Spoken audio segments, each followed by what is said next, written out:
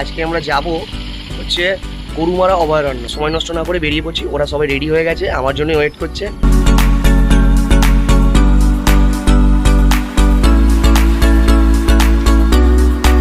Hello বন্ধুরা, তোমরা সবাই কেমন আছো? আশা করি নিশ্চয়ই খুব ভালো আছো। আমি তো ফাটাফাটি আছি। এখন আমি এসছি ডুয়ার্সে সাফারি করতে। এই পয়েন্টটা হচ্ছে মূর্তি থেকে। তো আমরা সাফারিটা শুরু করব। সাফারির ডিটেলস তোমাদের সঙ্গে শেয়ার করব। তোমরা ভিডিওটা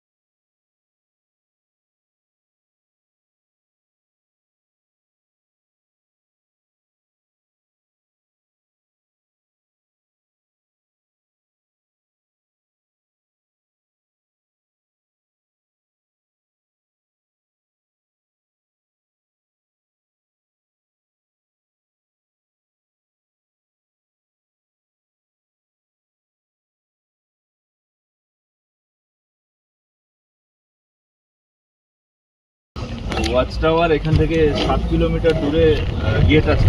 আচ্ছা আর ওই গেট থেকে আমরা জঙ্গলের ভেতরেও 7 কিলোমিটারই ঢুকবো।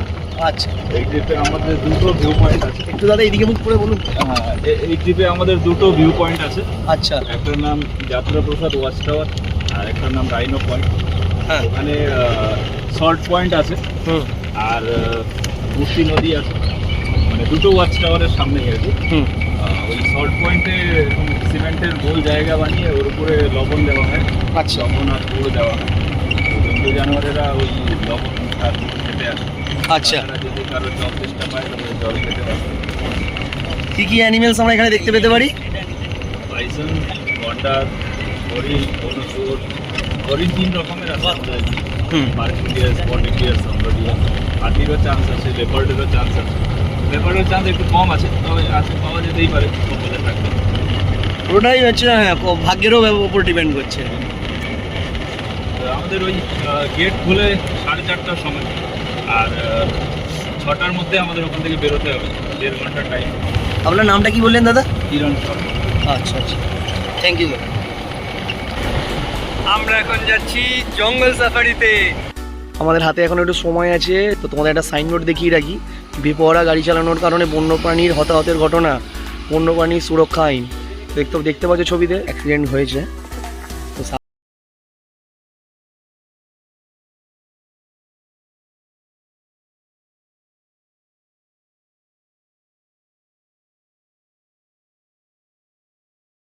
জার্নিটাই স্টার্ট হলো। আমাদের সামনে একটা গাড়ি আছে, পিছনে আরো দুটো গাড়ি আসছে।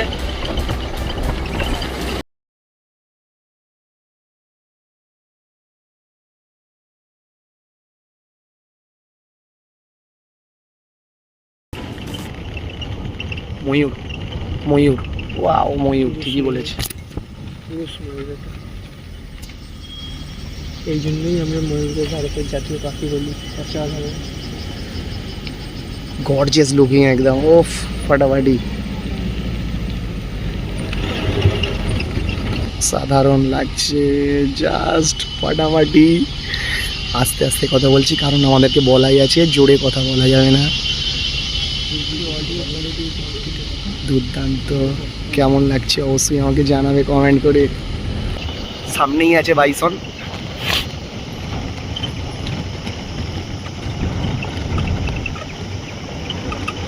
আচ্ছা ফোন করে ডাকলো বাইসন আছে। তোমরা দেখো বাইসনটা, দুটো এই দেখো বাইসনটা, এই দেখো জঙ্গলে বসে আছে। পুরো স্টপ হয়ে গেছে। হচ্ছে ইন্ডিয়ান বাইসন। আচ্ছা ভিতরে আর একটা আছে, তবে কিন্তু এটা ভিতরে ঢুকে যাচ্ছে। এই যে বাহুবলী মুভিটা এই বাইসন থেকে কপি করা। বাচ্চা বাচ্চা, ওটা বাচ্চা। দুটো তিনটে আছে, দুটো তিনটে আছে। দল থাকে তো। বাহুবলী মুভিটা আছে দুটো তিনটে আছে এখানটা, অনেকগুলো বাইসন আছে। ওই দেখো, ওই দেখো পুরো দল যাচ্ছে, দেখো তোমরা, পুরো দল আছে বাইসন। ওটা আরো বাচ্চা, একদম ছোট। তো ভয় পেয়ে গেছে। গাড়িগুলো আসতে ওরা ভয় পেয়ে গেছে। ময়ূর, ময়ূর বাচ্চা নিয়ে, বাচ্চাগুলো নিয়ে ময়ূরটা, ময়ূর এই তো, ওই তিনটাই আছে, ওই তিনটাই। ওই তিনটাই।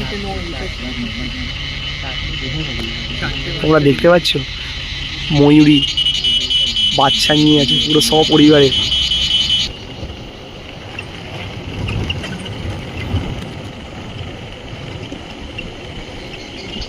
এই যে হরিণ, কাকড় হরিণ। হ্যাঁ ও আমাদের দিকেই দেখছে। ঠিক আছে, তোমরা এবারে দেখো এখানে এলিফ্যান্ট।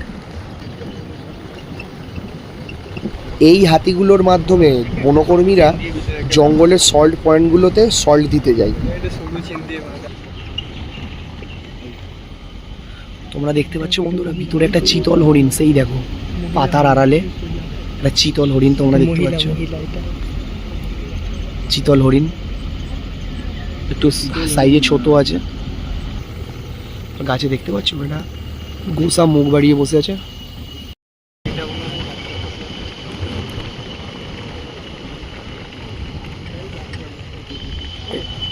এখানটা যে জায়গাটা আসার কথা ছিল, ডেস্টিনেশন যাত্রা প্রসাদ, এসে গেছি। তোমাদেরকে এতক্ষণ দেখালাম যে ময়ূর দেখতে পেলাম, বনো শুয়োর, হরিণ, এখানে হচ্ছে আরও অনেক কিছু দেখতে পাবো। তো যাই হোক, যা দেখবো তোমাদেরকেও দেখাবো। ইন্টারেস্টিং পুরো একটা জায়গা, একদম অ্যাডভেঞ্চার।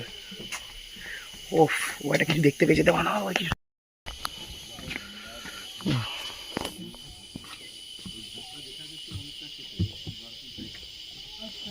ময়ূর, সেখানে পাখিরা কি খাচ্ছে সেই দেখ, নুন খাচ্ছে। তোমরা কি দেখো পাখি ওখানে প্রচুর দেখার চেষ্টা করছে, আমাদেরকে দেখাবে। উনি দেখার পরে আমাদের দেখাবেন কিছু দেখতে। ওটাই হচ্ছে সল্ট পয়েন্ট, যেখানে হাতিদের মাধ্যমে নুন নিয়ে যায় বনকর্মীরা।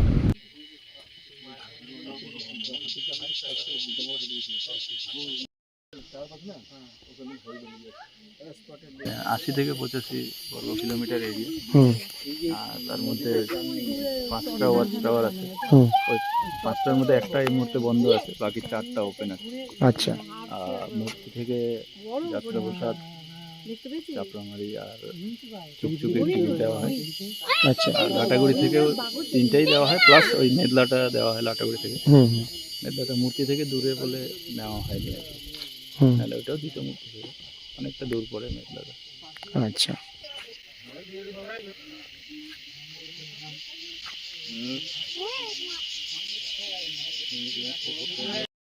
এই যে জায়গাটা দেখছো, মানে এরপরে আর মানে সাধারণ পাবলিকের যাওয়া নিষেধ আছে। এবারে গাড়িতে উঠবো আমরা, আর একটা পয়েন্ট আছে, সেই পয়েন্টটা কমপ্লিট করব। এইবার একটা হাতি দেখতে পাবো, তোমরা দেখো।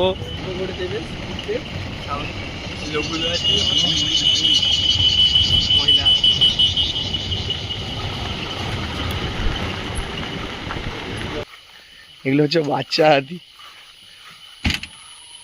গা থেকে কি গন্ধ ছাড়ছে, একটা ঘাসের একটা গন্ধ ছাড়ছে। এই যে ওরা এখন ভোজন করছে, আর সেই দূরে দেখো। এই পয়েন্টটার নামটা কি? Rhino point. এটা হচ্ছে রাইনো পয়েন্ট। আমাদের এই দাদা খুব ভালোই গাইড করছে। বুনো শুয়োর ও আর থাকবে, পালাবে, কত সামনে দেখ তাড়াহুড়ো করে যাচ্ছে। ছুটলে হবে না, দেখলে বনো শুয়োর ছিল, জঙ্গলে ঢুকে গেছে। এই চলে এসছি দেখতে,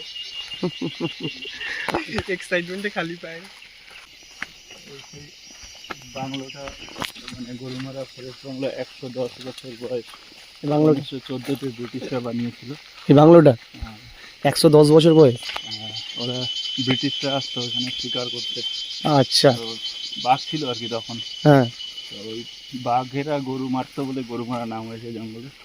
আচ্ছা তো ওই আচ্ছা, সাহেবরা মানে বাঘেরা গরু শিকার করে খেয়ে নিতে বলে গরু মারা যায়, হ্যাঁ, মানে ধর ব্রিটিশদের দেয়া না। ওই গাছের উপরে একটা ময়ূর সুন্দর বসে আছে।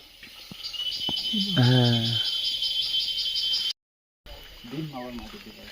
আচ্ছা, মানে ওটা রাতে থাকে সেফ হওয়ার জন্য।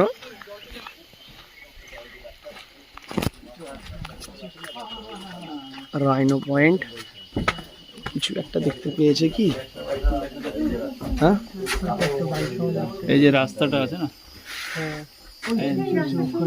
এই যে এই রাস্তাটা আছে না, এই রাস্তায় একটু এগিয়ে গিয়ে এই যে একদম একদম। মাথা এটা নিচু, কি আছে? বাইসন। বাইসন মাথা নিচু করে আছে। তো এসেই আমরা একটা বাইসন দেখতে পেলাম।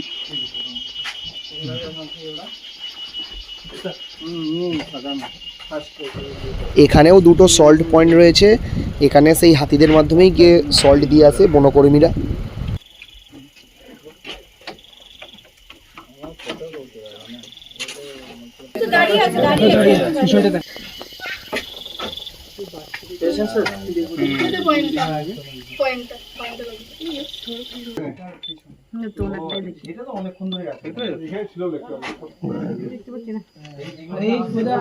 হাতিটা দেখতে পাচ্ছ না?